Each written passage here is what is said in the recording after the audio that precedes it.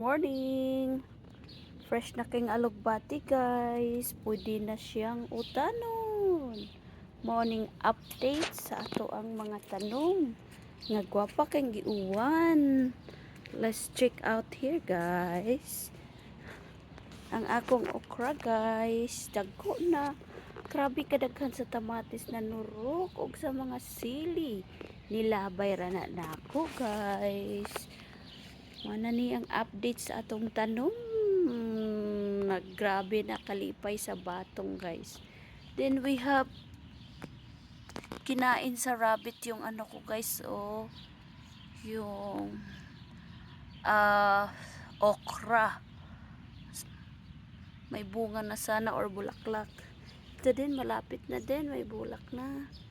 Dami itong mga ano guys. Mga tomato. Turok lang yan. Tapos, minsan, tinapon ko na lang. I pulled it out. But like this one. Ito, kabutsa ito na, ano, I pulled it out. Kasi mga tira-tira ito. Daming tamatis. Guys, sinong may gusto? Mabilis lang tong ano, oh.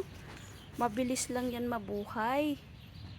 Wala na akong space. Ito, hindi siya na, ano, hindi nag-grow. Ito din. Tapos, itong ato no dito beans or sitaw, tumubo lang yan, mga nahuhulog lang yan kaya anuhan ko yan guys. Ito na, healthy na sila.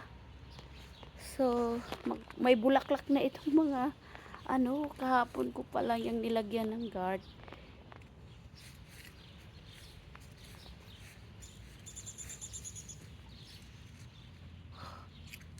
Ano kaya nangyari dito sa dahon na to?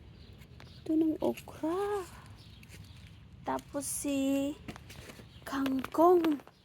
Wala kasing magpagtanuman kaya nilagay ko sa pot ng aking malunggay. Oh. My forever malunggay.